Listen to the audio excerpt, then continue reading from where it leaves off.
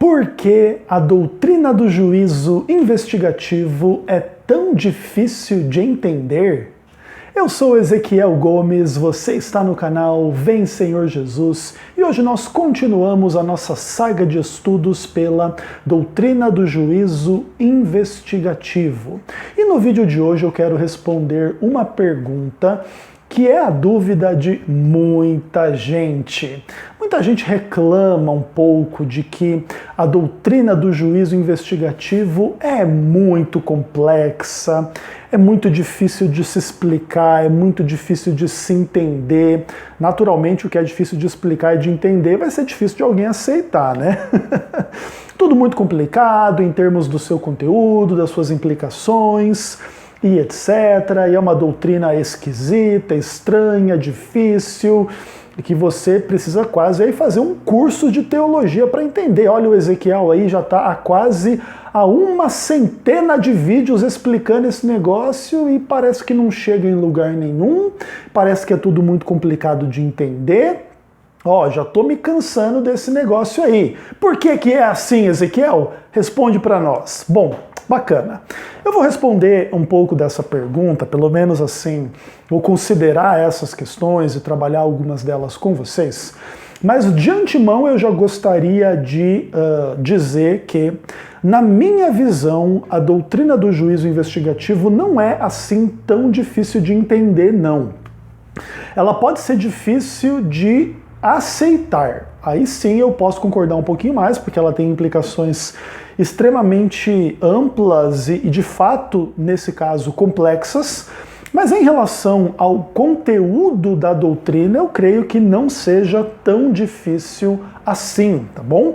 Ainda que, naturalmente, eu esteja falando da perspectiva de uma pessoa que fez seminário, que gastou anos estudando a Bíblia, dentro de uma perspectiva até inclusive um pouco mais acadêmica do que a imensa maioria das pessoas. Então talvez eu tenha uma certa experiência e uma certa facilidade com o estudo de algumas questões bíblicas, que nem todo mundo tem a mesma experiência. Então, de fato, talvez o que para mim é um pouco mais simples, para outras pessoas é um pouco mais difícil.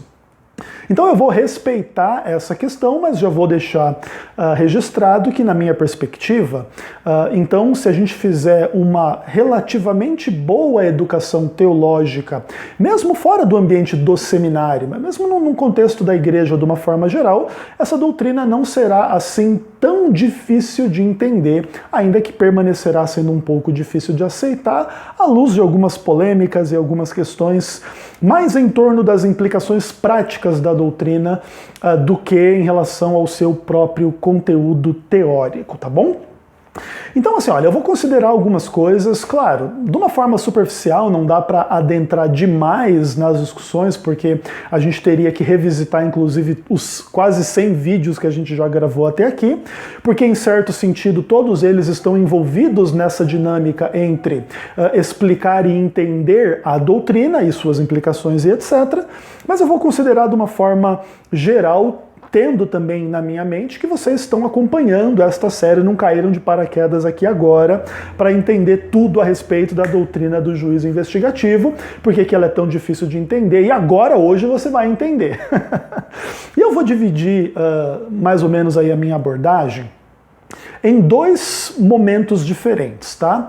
Eu vou trabalhar com algumas questões de problemas que eu vou considerar textuais, de abordagem do texto, e temáticos da abordagem de alguns temas de uma forma um pouquinho mais ampla em relação à Bíblia, temas que estão relacionados com a doutrina do juízo investigativo, tá bom?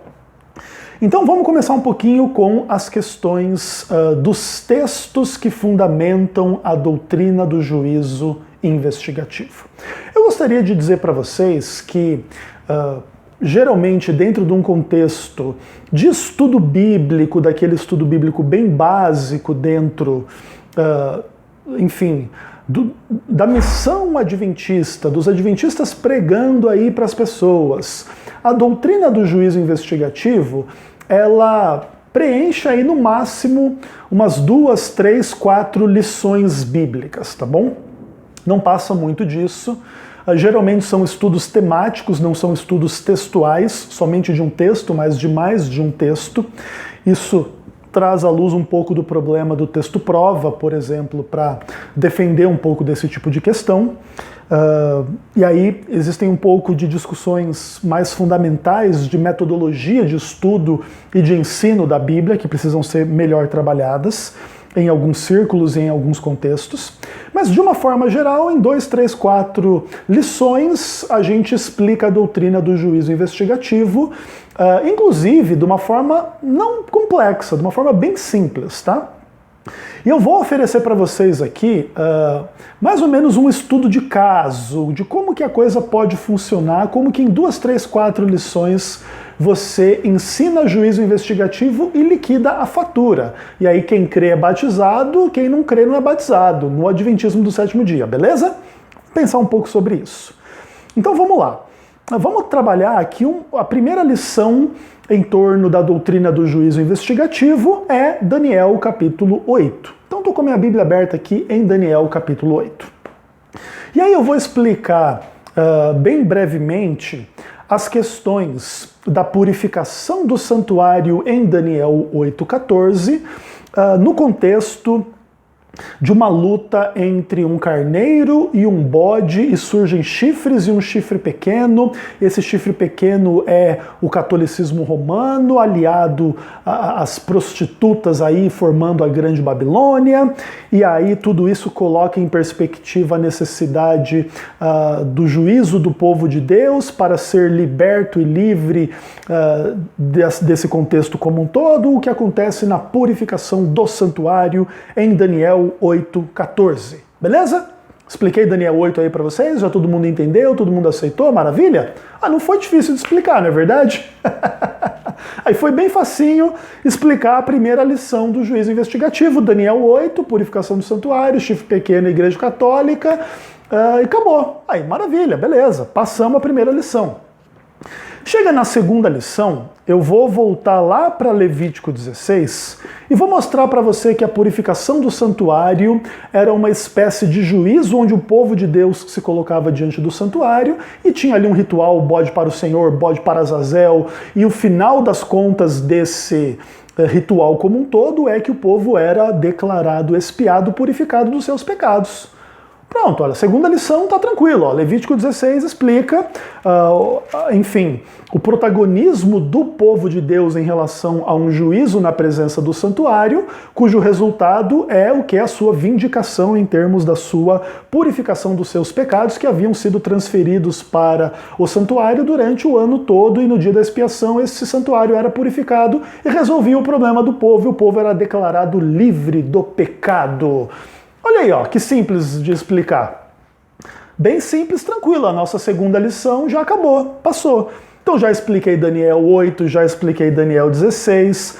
Aí na nossa terceira lição, eu vou abrir a Bíblia lá em Daniel 8 e Daniel 9 e vou explicar, aliás, em Hebreus 8 e Hebreus 9, e eu vou explicar para vocês que o santuário da terra era uma figura e sombra do santuário do céu, que todos os rituais que aconteciam na Terra eram sombras e figuras dos rituais em torno das coisas celestiais no céu, e, na verdade, Jesus Cristo é o verdadeiro sacrifício, é o verdadeiro cordeiro, é o verdadeiro sumo sacerdote, que agora no santuário celestial leva adiante a sua obra que ele começou na cruz. Então ele começa a obra na cruz morrendo por nós e continua essa obra aplicando os benefícios da cruz lá no santuário celestial, no contexto aí do que fala Daniel 8 e Hebreus 8 e Hebreus 9. Tô com Daniel na cabeça, né?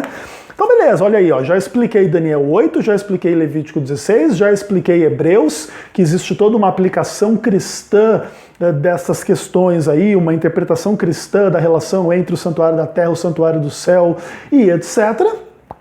E agora, na nossa quarta e última lição, eu abro a Bíblia aqui em Apocalipse, capítulo 11, Falo do verso 18, onde abre-se o santuário de Deus que se acha no céu e é vista a Arca da Aliança, que é o lugar santíssimo do santuário do céu. Aí o diabo fica irado, Apocalipse 12. Aí aparece aqui a mulher que guarda os mandamentos sendo perseguida pelo diabo.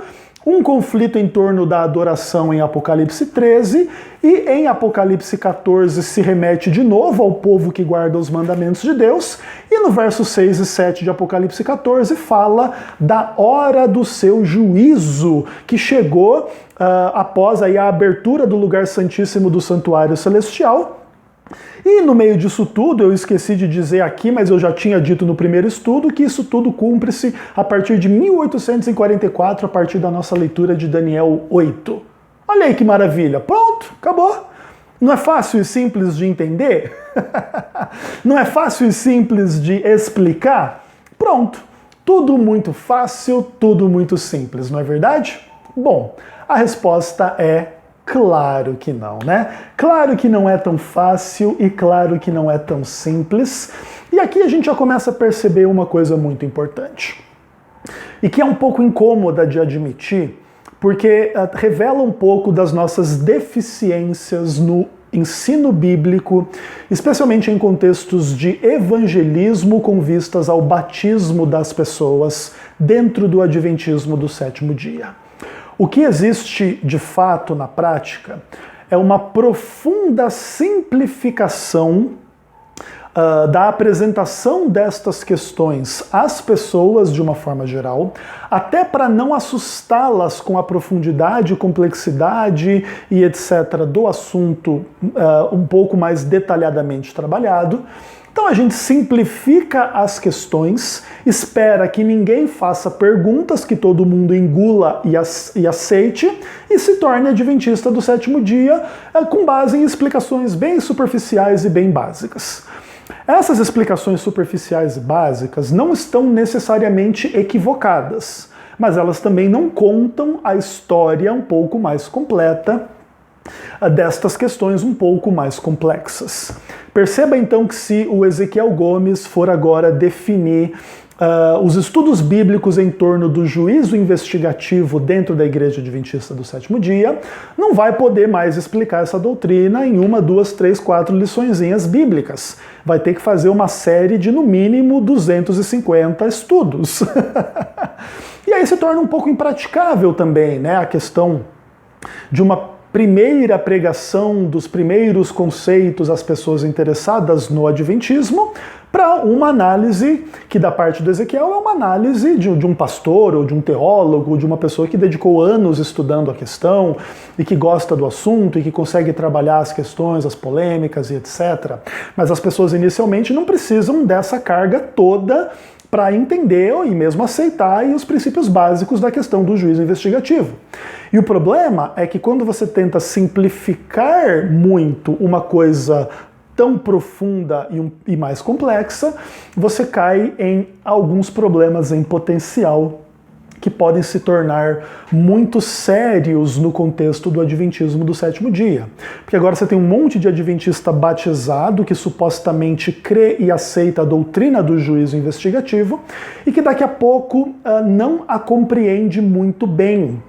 E daqui a pouquinho, em contextos de polêmicas anti-adventistas sendo veiculadas aí por aí, esses adventistas podem perceber que eles não têm muita base para crer nesta doutrina, aceitar as críticas dos críticos sem maior capacidade de contra-argumentação, e muitos abandonam a igreja ou se mantêm na igreja afirmando coisas do tipo que o juízo investigativo não tem base, que é tudo uma bobagem, nunca vi isso na Bíblia, nunca foi me explicado isso aí direito, e não sei mais o quê. E aí as questões começam a ficar um pouquinho mais complexas em contextos, né, de sociologia da religião, dos embates entre as tradições religiosas e etc.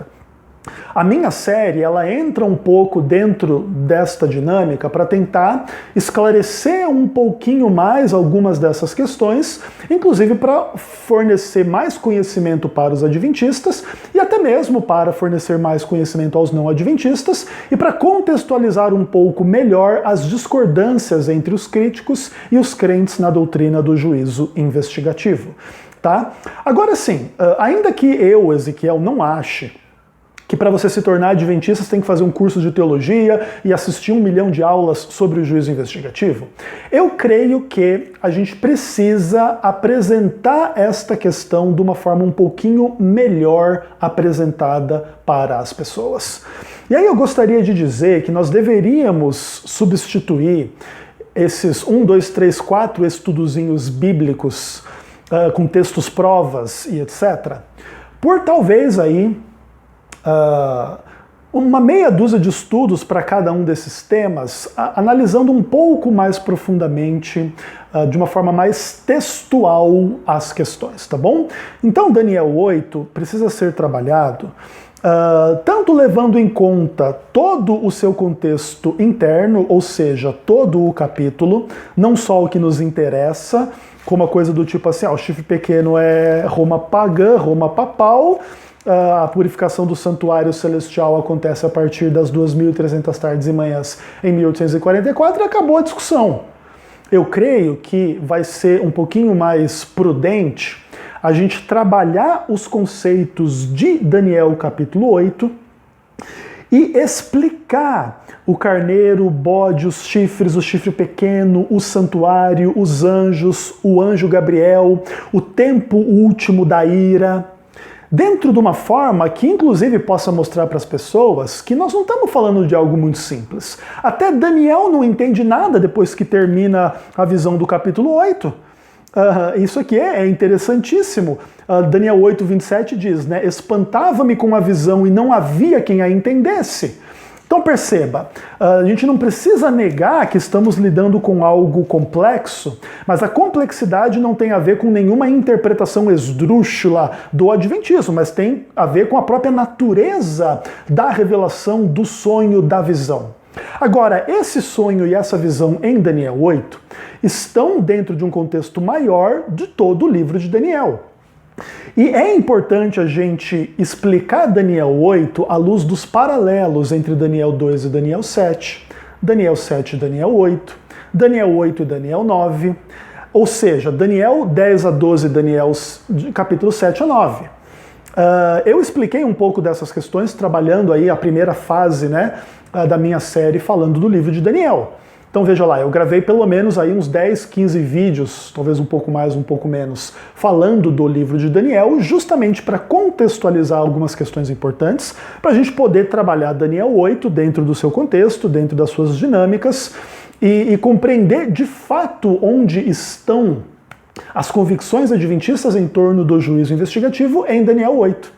Eu creio que a gente precisa trabalhar um pouco desses contextos internos do livro de Daniel com a melhor didática possível, mostrando para as pessoas o seguinte: quando você tem um texto tão simbólico quanto o livro de Daniel traz, especialmente a partir do capítulo 7 em diante, você tem que fazer uma leitura com redobrada atenção, mesmo aspectos que aparentemente são detalhes pequenos. O quarto animal de Daniel 7 tinha dentes de ferros. Mas se você prestou atenção na leitura de Daniel antes do capítulo 7, você lembra que a estátua de Daniel capítulo 2 tem pernas de ferro. O elemento aqui, ferro e ferro, vão conectar as duas visões. E aí você percebe que a quarta divisão da estátua representa o quarto animal. Opa, então a estátua estava dividida em cabeça, peito, ventre e perna. A perna é a quarta divisão. Primeiro animal, segundo animal, terceiro animal, quarto animal. Ambos estão conectados através da palavra ferro. Opa! Você começa a perceber que o próprio livro está te dando uma dica. Você não está entendendo Daniel 7? Volta para Daniel 2. Aí você chega em Daniel 8, você não consegue entender, nem Daniel entendeu, aí o texto diz para você, então volta para Daniel 7. E você vai encontrar um chifre pequeno em Daniel 8 e um chifre pequeno em Daniel 7. Esse chifre pequeno em Daniel 7, ele surge no fim da história e se estabelece um tribunal para tirar o seu poder e o consumir e o destruir. Agora aparece um chifre pequeno em Daniel 8, seguido de uma purificação do santuário. Opa, a purificação do santuário é conectada ao juízo de Daniel 7, à luz da relação entre o chifre pequeno em um capítulo e em outro capítulo. não é tão difícil de entender. Naturalmente, mais cedo ou mais tarde vão haver interpretações concorrentes e críticas, a gente vai lidar com elas, mas olha, não está tão difícil de entender. Ah, mas 2.300 anos, 2.300 dias, 2.300 tardes e manhãs. Não dá para entender. Opa, você não conseguiu entender com as informações que você tem até Daniel 8? Vai para Daniel 9. Chega em Daniel 9, você tem 70 semanas determinadas sobre o teu povo, contadas a partir da ordem para restaurar e reedificar Jerusalém. Opa, você tem um período de tempo cortado, o que supõe que anteriormente existe um período de tempo maior. Você tem aqui um momento para o início da profecia das 70 semanas, que vai ser o início da profecia das 2.300 tardes e manhãs. Opa, bacana! Aí você começa a trabalhar as questões das semanas em Daniel 9 e você vai começando a perceber que Daniel 9 está conectado com Daniel 8. Depois você percebe que de Daniel 10 a 12, os eventos descritos em Daniel 9, 8 e 7 aparecem em ordem cronológica correta. A morte do príncipe, a contaminação do santuário, a destruição do poder que contamina o santuário. Em Daniel capítulo 7, 8 e 9, essa ordem aparece de maneira inversa. Daniel 7 fala da destruição do poder que contamina, que destrói, que persegue o povo e etc. Em Daniel 8 você tem o juízo, ou enfim, a purificação do santuário, e em Daniel 9 você tem a morte do Messias. Ponto. Você tem a dinâmica aqui acontecendo bem claramente nos paralelos. Agora, claro, demora um pouco mais para você explicar essa visão toda do livro de Daniel do que você simplesmente enfiar Daniel 8 goela abaixo na interpretação adventista sobre as pessoas e esperar que elas acreditem, aceitem e nunca questionem. E nunca tomem contato com as interpretações concorrentes e críticas ao adventismo em relação a isso. Perceba um pouco da dinâmica do que está acontecendo aqui por detrás da complexidade da doutrina? A doutrina não é tão difícil de entender ao final das contas, entretanto, ela pode ser realmente um pouco complicada de se explicar para quem não tem maior familiaridade com a Bíblia. Maior familiaridade com a Bíblia vai chegar já no livro de Daniel, que é um dos mais difíceis da Bíblia para entender. Por causa disso, inclusive, eu proponho que antes até mesmo de dar maiores interpretações, seria importante talvez apresentar para as pessoas essas imagens todas sem as identificar com personagens históricos específicos, ou mesmo com momentos históricos específicos. Talvez num primeiro momento o importante seria simplesmente familiarizar as pessoas com a dinâmica dos personagens tais quais o livro de Daniel os descreve. Nós não estamos falando de catolicismo romano, estamos falando de chifre pequeno. Não estamos falando de 1844, mas de 2.300 tardes e manhãs conectadas a 70 semanas. E depois que essa linguagem estiver bem mais amadurecida na mente do interessado no estudo da Bíblia no contexto adventista, aí a gente vai para o livro de Levítico e a gente lembra para ele que todo o livro de Daniel é construído com base no quê? Em um povo que era, que estava vivendo na terra de Israel, cujo centro da sua vida religiosa e social era um templo, que remonta ao templo que Deus mostrou para Moisés lá no livro do Êxodo. Olha que questão interessante. Daniel começa a sua história sendo exilado de Israel para a Babilônia. E utensílios do templo sendo levados de Israel para a Babilônia. Que templo é esse? O templo que corresponde àquilo que Moisés teve visto em visão lá em Êxodo capítulo 25. Então agora, de uma forma bastante natural, os temas do livro de Daniel estão sendo conectados aos temas do Pentateuco, em especial Êxodo e depois Levítico. Êxodo é o santuário e Levítico é as coisas que acontecem dentro desse santuário. Mais cedo ou mais tarde você vai chegar até toda a questão de que lá no livro de Levítico tem os sacrifícios para o perdão e tem o dia da expiação. Que lá é sacrificado carneiro, bode, o sangue colocado sobre o chifre, num dia de purificação do santuário. Meu Deus do céu! Não há nenhuma conexão linguística, temática, teológica ou conceitual entre Daniel 8 e Levítico 16. Não há, né? Estamos vendo claramente que não há, né? Os críticos podem falar o que eles quiserem, mas você entende que você está mostrando para o interessado no estudo da Bíblia que de fato essa conexão é bastante clara, bastante interessante. E agora, aquilo que era muito obscuro se você estuda só Daniel, começa a ficar mais claro quando você leva o Pentateuco em conta, especialmente o livro de Êxodo e o livro de Levítico. E aí a própria noção de purificação do santuário vai ficando mais com maior substância, maior conteúdo, fica com mais clareza e etc. E agora você tem uma base muito mais sólida para você poder abrir a sua Bíblia em Hebreus e explicar para as pessoas que existe uma relação, uma dependência entre o santuário da terra e o santuário do céu. Porque Hebreus coloca claramente esta relação. Os rituais do santuário da terra como ministrando em figura e sombra das coisas celestiais. Então agora, Cristo é o Cordeiro que derrama o sangue. Ele vive, ele morre, ele vence a morte, quando ele ressuscita, ele é o sacerdote. Ele é o sumo sacerdote segundo a ordem de Melquisedeque. Não mais num santuário na terra, mas num santuário no céu.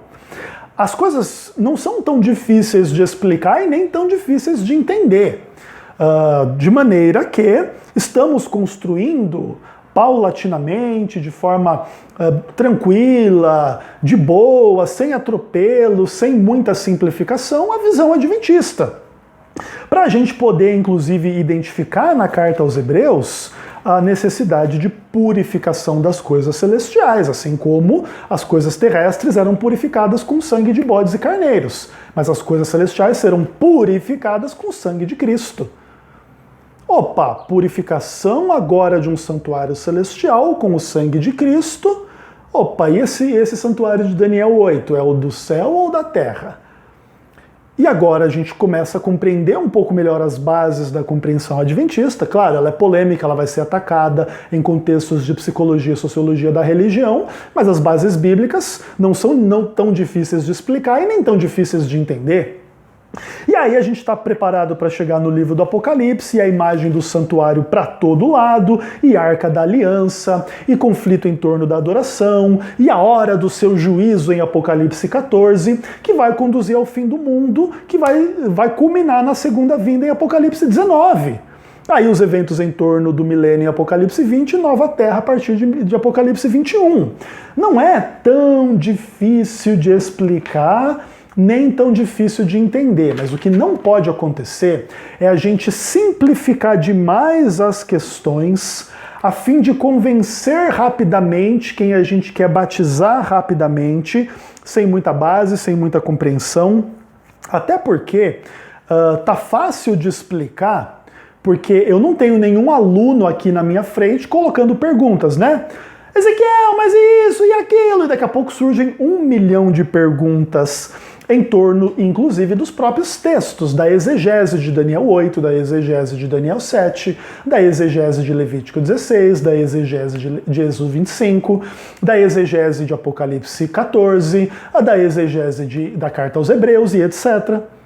E essas questões, elas podem se tornar um pouco mais complicadas e por isso a gente gastou quase 100 de vídeos as explicando de maneira que possa ser melhor compreendida pela comunidade adventista ou não adventista as bases do nosso ensino em torno do juízo investigativo. Então os problemas textuais às vezes surgem um pouco dentro desse contexto. Você pega uma pessoa que pouca base tem, enfia Daniel 8 na goela, leva para Levítico 16, depois traz Hebreus e Apocalipse, e agora todo mundo acredita, diz amém, ninguém tem dúvida e etc. A gente tem que, inclusive, tomar um pouco de cuidado com pessoa que não tem dúvida nenhuma. Também tem que ter um pouco de cuidado com quem tem dúvida de tudo. Mas com quem tem dúvida nenhuma também é complicado.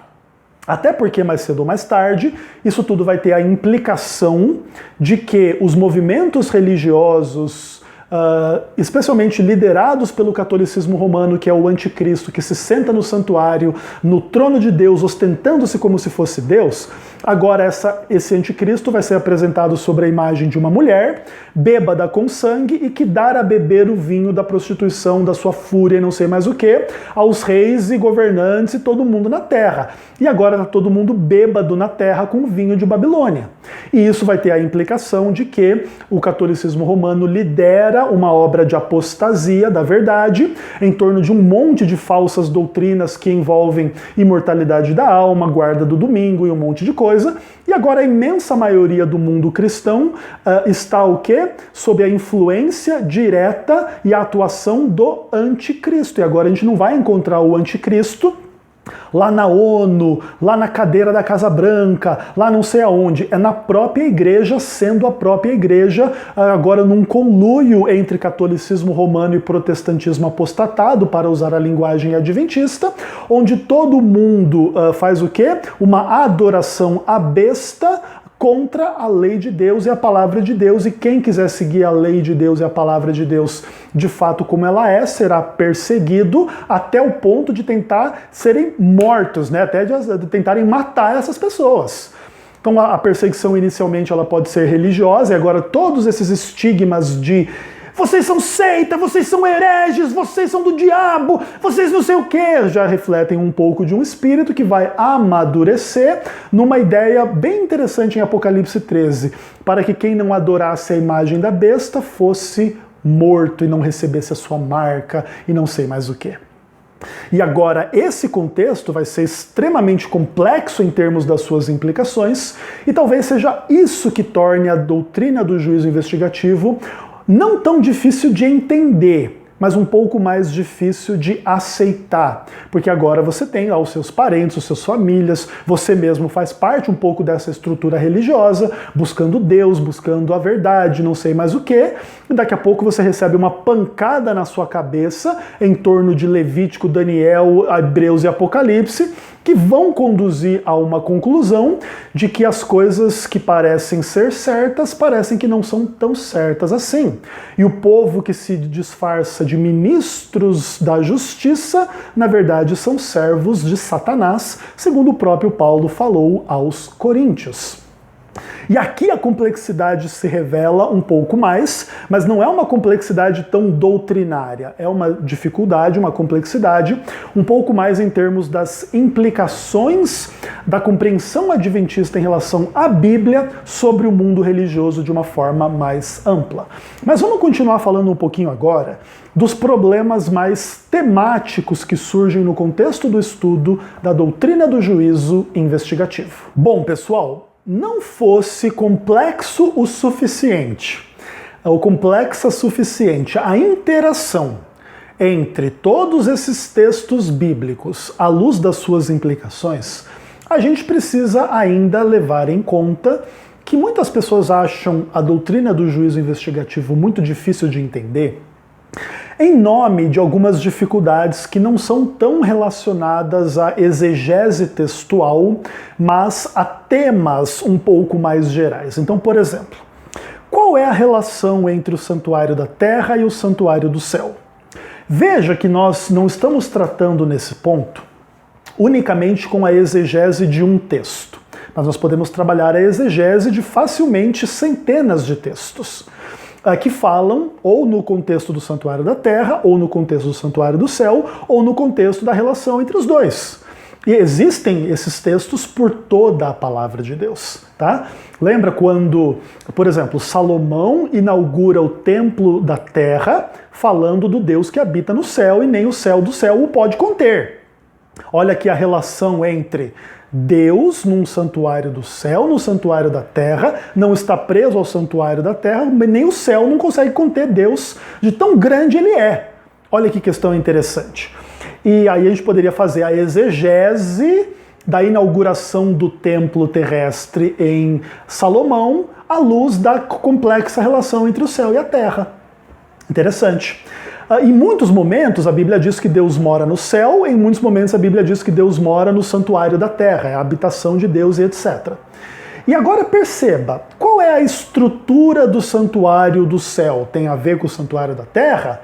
Ou essas coisas da estrutura do santuário da terra remetem unicamente à terra e não ao céu? Como que era o funcionamento do santuário da terra? Tinha um sangue derramado, então lá no céu tem sangue derramado? Aqui tinha um sangue literal sendo aplicado à ponta do chifre do altar. Lá no santuário do céu, Jesus está aplicando sangue literal em alguma ponta de algum chifre de algum altar? Percebam que essas complexidades, elas não remontam meramente à exegese de um texto, mas à exegese de muitos textos, porque na verdade nós estamos tratando com um tema, o tema da relação entre o céu e a terra, e esse tema pode se tornar absolutamente gigante. Na Terra, nós estamos envolvidos num esquema que envolve o tempo e o espaço. No céu tem tempo e tem espaço? Porque se não tiver, como que você ilustra num ambiente de tempo e espaço uma coisa que não tem tempo ou espaço? Qualquer ilustração que você possa fazer do céu na Terra vai ser completamente imperfeita, completamente inadequada, completamente insuficiente, completamente... não vai servir para nada. Essa que é a real. E se você fizer uma dicotomia muito radical entre a natureza do céu e da terra, por exemplo, tá? Inclusive é um pouco dentro desse contexto que algumas pessoas têm dificuldade de ver o santuário celestial como um lugar, por exemplo, dividido entre lugar santo e lugar santíssimo. Na mentalidade dessas pessoas não faz sentido essa divisão, uma vez que no céu não tem geografia, não tem matéria, não tem espaço, pelo menos na mente dessas pessoas. E veja, a Bíblia não é clara ao dizer qual é a natureza da terra em comparação à natureza do céu, em relação à matéria, tempo, espaço, geografia, sei lá mais o quê. O que se diz muitas vezes é que lá tem um trono, aqui tem um santuário, ali é uma coisa, aqui é outra, e aqui simboliza ali, mas a exata relação de uma coisa com a outra não é objeto de explicação absolutamente clara. De maneira que aqui vai existir uma certa complexidade da doutrina do juízo investigativo, e pessoas que vão partir de pressupostos diferentes do que o adventismo parte, dentro desta questão da relação entre o céu e a terra, vão encontrar 1 milhão de perguntas a serem feitas e que podem se tornar muito complexas de serem respondidas, tá bom? Até porque, no final das contas, isso tudo remonta a uma discussão do que é literal e do que é simbólico. Tanto no santuário do céu, quanto no santuário da terra, quanto nos textos bíblicos de uma forma geral, né? Carneiro, cordeiro, quarto animal, chifre, sangue, purificação, contaminação, é literal ou é simbólico? E qual seria as implicações de uma leitura mais literal e as implicações de uma leitura mais simbólica? Entende? Essas questões podem, de fato, tornar a doutrina do juízo investigativo bastante complexas do ponto de vista temático. Agora vamos pensar em Deus. Deus como um tema referente à doutrina do juízo investigativo. Ele é onisciente, mas ele estabelece um tribunal que abre livros na sua presença lá em Daniel 7. E qual a relação entre o Deus onisciente e o Deus que estabelece o tribunal em Daniel 7? Algumas pessoas têm muita dificuldade de fazer uma ligação entre coisa e outra e acham que o tribunal estabelecido abrindo livros em Daniel 7 entra em contradição com a onisciência de Deus. Mas que fique claro que se há uma contradição entre essas duas imagens, essa é uma contradição interna na Bíblia e não na doutrina do juízo investigativo, tá bom? Então percebam as questões. Outra, Deus, ele é o juiz no santuário celestial. E Deus é um juiz assim bonzinho que salva todo mundo? Ou ele é um juiz mauzinho que condena as pessoas? E será que Deus é mau ao condenar as pessoas ou ele é justo ao condenar as pessoas? E se é justo que ele condene as pessoas, por que uns vão para o céu sendo que todos são pecadores? Então agora o tema a respeito de Deus, o tema a respeito do pecado, o tema a respeito da salvação começam a poder ser articulados à luz das questões da doutrina do santuário, da doutrina do juízo investigativo, e tais questões podem se tornar bastante complexas à luz de leituras diferentes em torno da hamartiologia, da soteriologia, e daqui a pouco tudo isso na visão adventista acontece de 1844 em diante, enxergado agora como o fim do tempo escatológico que contextualiza a segunda vinda de Cristo. Então, além de falar de soteriologia, e agora estamos falando de escatologia. E tudo pode se tornar extremamente complexo à luz de escatologias concorrentes. A escatologia reformada, a escatologia dispensacionalista, a escatologia católica e a escatologia adventista nesse meio aí. Você pode fazer discussões bem complexas e bem interessantes dentro destas questões em torno do juízo investigativo. E, de fato, quando você começa a trabalhar as coisas assim de forma mais ampla, e comparando sistemas e etc., as discussões se tornam bem mais complexas. Então perceba, o que eu estou querendo dizer com vocês aqui é o seguinte: existem aspectos da visão adventista que são muito simples, e existem aspectos que são muito complexos à luz das suas implicações práticas e à luz de uma estrutura teológica concorrente que queira se apresentar como mais fiel à Bíblia do que o entendimento adventista e que agora contextualiza um monte de acusações e críticas e brigas e etc. Tá bom? O adventismo não deixa por menos e diz que a sua visão é que é melhor do que essas outras e etc, e etc, e etc. E a polêmica é infinita. E qual é a razão disso? A razão disso é aquela relação muito interessante entre a simplicidade e a complexidade da Bíblia. E aí eu digo para você, a Bíblia é um livro simples ou complexo? A gente pode definir e resumir a Bíblia de forma bastante simples. Deus é amor, Deus se fez homem por amor, Deus morreu na cruz em Cristo por nós por amor, para nos redimir das nossas transgressões da lei. O conteúdo da lei é o amor, o pecado é o que está contra o amor, e porque Deus é amor e a sua lei é amor e ele nos ama, ele morreu por nós, e ainda assim ele nos respeita se a gente vai aceitar ou não aceitar o seu amor em salvação, e os que aceitarem vão para o céu, os que não aceitarem vão para o inferno, que não é uma tortura eterna, mas é a segunda morte. Ponto. Que inclusive ilumina a natureza da primeira morte e etc. Beleza? Olha que simples, bem facinho e simples de resolver. Eu resumi toda a narrativa bíblica sobre Deus, encarnação, salvação, paraíso, e agora o paraíso restaurado e não sei mais o que, e pronto, toda a Bíblia está entendida e explicada à luz do tema do amor de Deus. Ponto, simples. Agora, se você quiser discutir onisciência, onipresença, onipotência à luz de contextos XYZ, onde Deus quer que todo mundo seja salvo, mas nem todo mundo é salvo. Onde você quer entender que Deus tem uma lei não matarás, mas manda matar as criancinhas. Onde você quer dizer que Deus é bom, mas Deus manda seu filho para morrer uma morte horrível. Mas como é que Deus é bom deixando seu filho morrer uma morte horrível?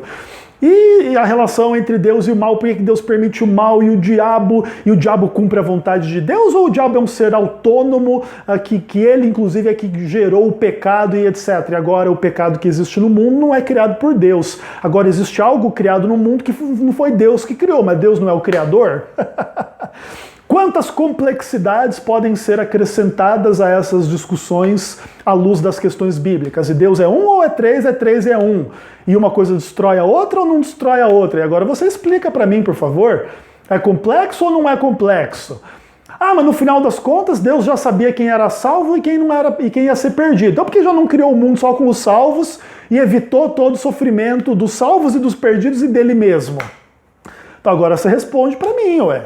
É simples ou é complexa a palavra de Deus? Entende? Então um pouco das discussões em torno do juízo investigativo, se ele é simples ou se ele é difícil de entender, tem que ver um pouco com esse tipo de discussão um pouquinho mais ampla, um pouquinho mais profunda, que precisa ser levada em conta quando a gente estuda um tema da magnitude do tema do juízo investigativo. Portanto, eu volto a reafirmar que, dentro da minha percepção, a doutrina do juízo investigativo é mais difícil de aceitar do que de entender. E muitas vezes, por causa da dificuldade de aceitar, é que os críticos querem cumular a doutrina de dúvidas e coisas. Não pode ser! Por que não pode ser? Porque se o juízo investigativo estiver correto, grande parte das tradições e das doutrinas religiosas estão erradas. Imagina o calvinista. Por que o calvinista bate na doutrina do juízo investigativo e tenta acumular sobre ela os rótulos de heresia, que é confusa, que é isso, que é aquilo? Porque se a doutrina do juízo investigativo for bem estudada, através dela você simplesmente destrói o calvinismo. Acabou calvinismo quando você estuda Hebreus na perspectiva do juízo investigativo, Levítico na perspectiva do juízo investigativo. Acabou. Está morto o calvinismo, entende? E, naturalmente, o calvinismo não pode morrer sem se debater um pouquinho, né? É isso. Aí você entende o porquê das críticas e da linguagem e da retórica, tentando inclusive criar uma retórica de psicologia e sociologia da religião para botar medo nas pessoas em torno do juízo investigativo, porque é uma heresia, não vem da Bíblia, vem da Ellen White, e um monte de espantalho, um monte de mentira, um monte de besteira, um monte de bobagem, simplesmente para que você não venha a estudar e a entender e a ficha caia. E o que o mundo religioso não quer é que a ficha caia para você. Para que você agora entenda que o mundo religioso diz adorar a Deus só até o ponto em que Deus manda guardar o sábado. No momento em que Deus manda guardar o sábado, ninguém mais adora Deus. Não, eu preciso trabalhar, minha família, meu dinheiro. Deus não faria isso comigo, Deus não daria uma lei para guardar o sábado. Mas está nos 10 mandamentos. Não, mas é para o judeu, é a antiga aliança. Não, sai daqui, seu herege. E agora o herege não é o adventista. O herege é Deus que manda guardar o sábado. É Cristo Senhor do sábado, que é Deus que criou o mundo em 6 dias e descansou no 7º e mandou guardar o sábado. Jesus nunca mandou guardar o sábado. Ah, Jesus não é Deus mais, né, pessoal? E etc. E agora você começa a perceber por que a doutrina do juízo investigativo é pintada como a heresia impossível de entender porque é muito confusa. Porque não é heresia, nem é tão difícil de entender e não é tão confusa, mas ela tem uma implicação extremamente grave para aqueles que querem ter a segurança da salvação, enquanto mantêm doutrinas diabólicas e práticas contra a lei de Deus, que são pecado. É simples assim. Isso também não quer dizer que o adventismo é perfeito e sem pecado para contrapor ao sistema religioso da Babilônia e não sei mais do que. Não é essa a realidade. Inclusive, isso torna um pouco mais complexa a discussão. Tá? A gente tem que se redobrar, enfim, e desdobrar as nossas questões em relação à hamartiologia da própria doutrina do santuário e do juízo investigativo, tá bom? Inclusive, a doutrina do juízo investigativo é necessária porque todo mundo tem pecado, mas nem todo mundo vai para o céu. E por que uns vão para o céu e outros não vão para o céu, sendo que todo mundo tem pecado?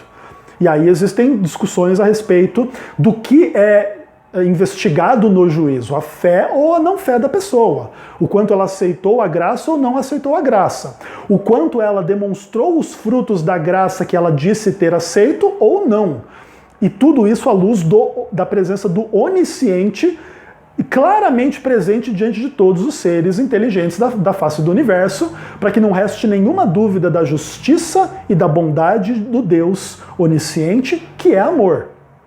Então estas questões precisam ser compreendidas para que toda essa retórica anti-juízo investigativo seja melhor avaliada. Então, fique ligado que ainda tem muita coisa boa pela frente dentro dessa série. Um abraço.